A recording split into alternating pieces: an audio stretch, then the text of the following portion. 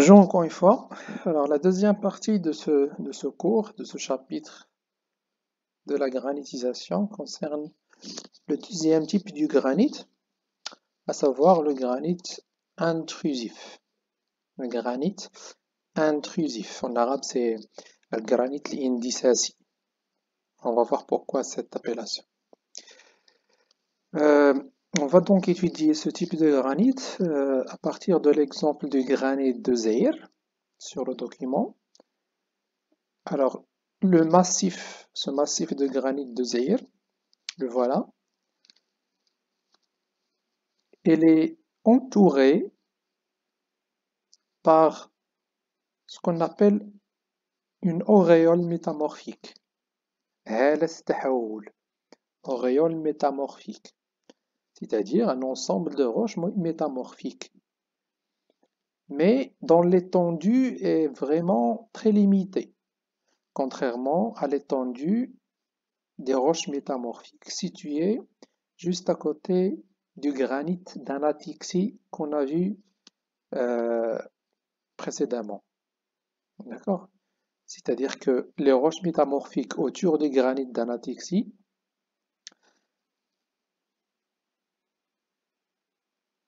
se trouvent sur de grandes surfaces, alors que les roches métamorphiques de l'auréole métamorphique qui entourent le granit intrusif ont euh, une répartition très limitée, sous forme de ce qu'on appelle l'auréole métamorphique. Alors, si on observe de près ce petit carreau que vous voyez ici, d'accord, on va l'agrandir. Voilà, on obtient cette carte de la figure B. Voilà notre granit, ou bien juste une partie de notre granit de Zéir, en bas, à droite de la carte, d'accord. Et voilà donc les roches métamorphiques.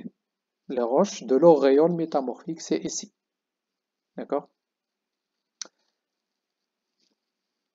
On va prendre quelques échantillons de ces roches, le 1, 2, 3, 4, 5 jusqu'à 7. D'accord? Désolé, j'ai un bug au niveau du PC. Et on va faire une observation. On va déterminer les types de ces roches et leurs caractéristiques au niveau de la figure suivante. Voilà le numéro 1, 2, 3 jusqu'à 5. Qu'est-ce qu'on observe? Alors tout simplement, si je prends par exemple le numéro 1, c'est du schiste argileux qui contient des minéraux comme la chlorite et le chlorite et la séricite. Le numéro 2, et quand je dis numéro 2, c'est-à-dire que je vais m'approcher un peu du granit. Le numéro 1 est assez loin du granit, alors que le numéro 2, on s'approche un peu de ce granit-là. Alors quand on s'approche, qu'est-ce qu'on remarque? Que le schiste argileux contenant le chlorite et le séricite est remplacé par schiste contenant l'indalocite de petite taille. Ici, on s'approche un peu plus, au niveau du numéro 3. On va voir, le numéro 3, c'est plus proche du granit. On retrouve du schiste, mais qui contient de l'indalocite de grande taille. D'accord? C'est-à-dire, en s'approchant du granit, on remarque à la fois l'augmentation de la taille des minéraux, et ça d'une part, et d'autre part, on observe la disparition de quelques minéraux, comme la chlorite et la séricite, euh, qui, euh, qui indiquent un métamorphisme faible, et l'apparition de minéraux comme l'andalocite, qui indiquent un métamorphisme plus fort, et surtout une température plus importante.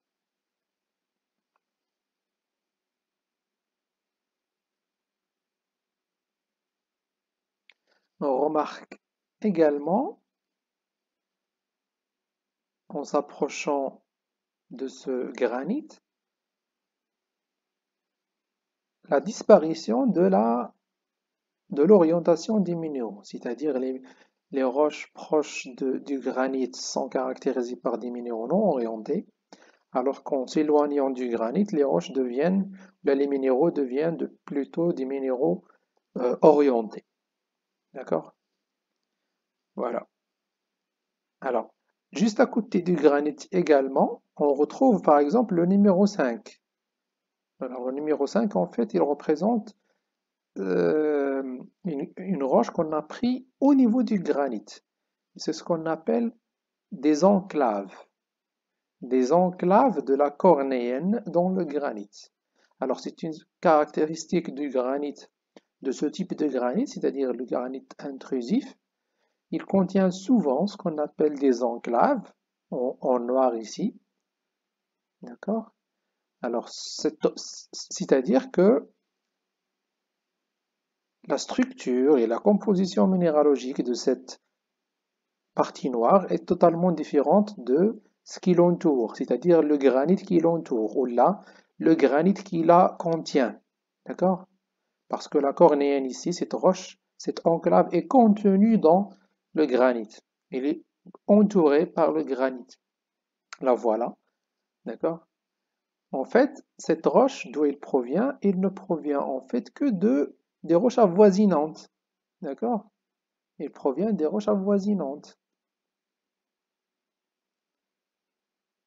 Le numéro 4, c'est quoi? C'est la cornéenne. C'est-à-dire que ce numéro 4 se retrouve parfois, donc il y a des fragments du numéro 4, des fragments de la roche métamorphique cornéenne, se retrouvent parfois au niveau du granit.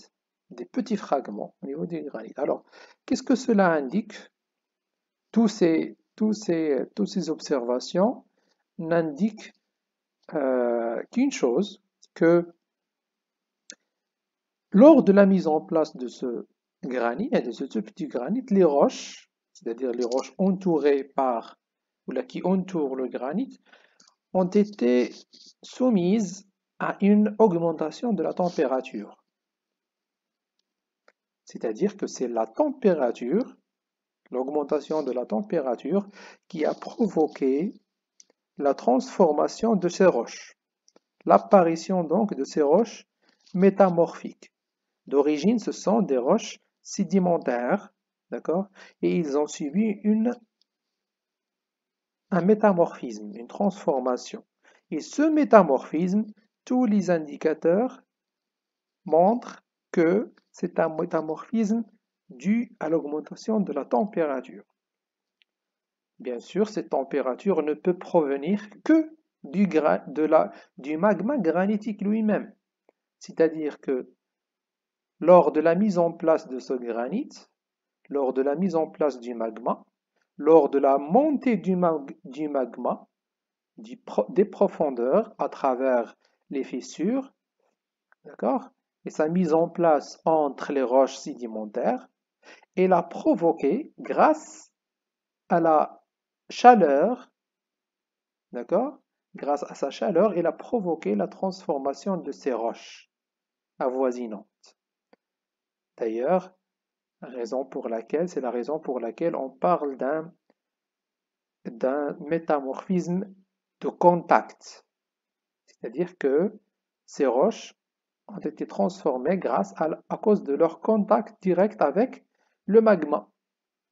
Il est également appelé métamorphisme thermique parce que c'est la température, c'est l'augmentation de la température qui cause cette transformation ou bien ce métamorphisme.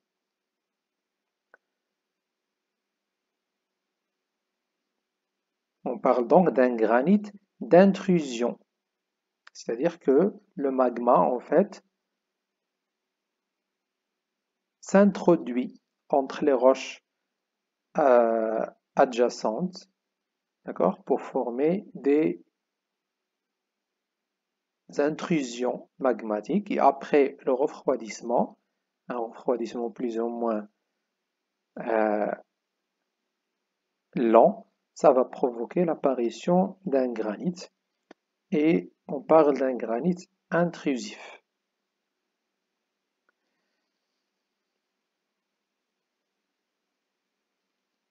Alors, concernant les enclaves, l'explication, c'est tout simplement le fait que pendant la montée du magma, pendant la mise en place du magma granitique, pendant son intrusion dans les roches, entre les roches, durant sa montée, il a provoqué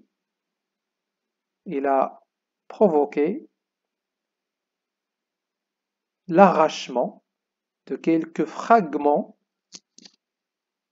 des roches qui peuvent provenir de la croûte ou bien du manteau supérieur, d'accord? Et ces roches arrachées vont être entourées, vont être contenues dans le magma et bien sûr, après la solidification, on va les retrouver sous forme d'enclave.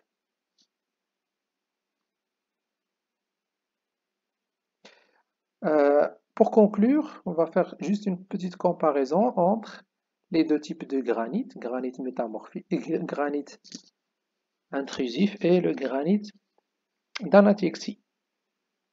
Je vous ai mis ça sous forme d'un tableau, d'accord? Alors la première chose, c'est au niveau de l'étendue, c'est-à-dire la surface occupée par le granit. En général, le granit anatyctique occupe des surfaces beaucoup plus grandes que celles du granit intrusif. Des dizaines de kilomètres pour le granit anatyctique et quelques mètres, voire centaines de mètres pour le granit intrusif.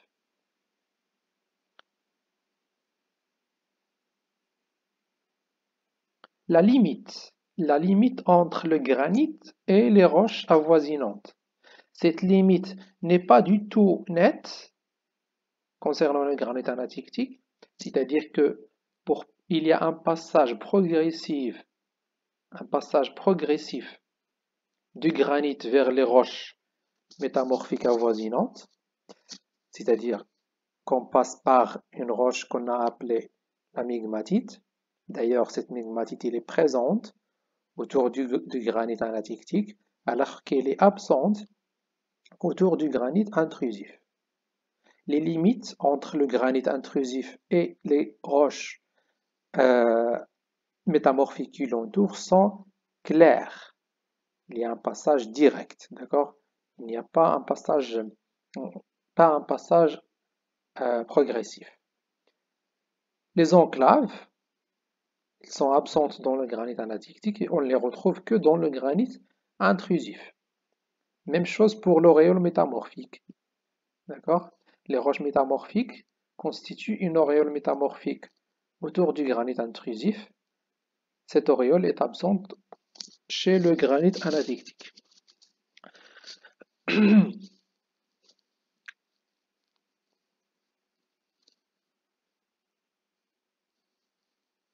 Autour du granit anatyctique également, plus on s'approche, on retrouve des minéraux orientés qui nécessitent ou bien qui sont indicateurs de la haute pression mais aussi de la haute température.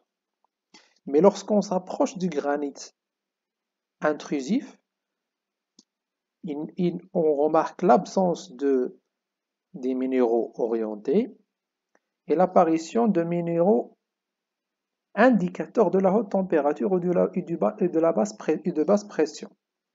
D'accord? Ça veut dire que le type de métamorphisme relatif, au granit anatyctique, c'est un métamorphisme général, qu'on appelle également régional ou bien thermodynamique. Alors que le type de métamorphisme lié au granit intrusif est un métamorphisme de contact ou bien thermique. Le mode de formation, là je vous résume tout simplement le mode de formation. qu'on vient de voir concernant le granit, du granit intrusif et du granit anatictique.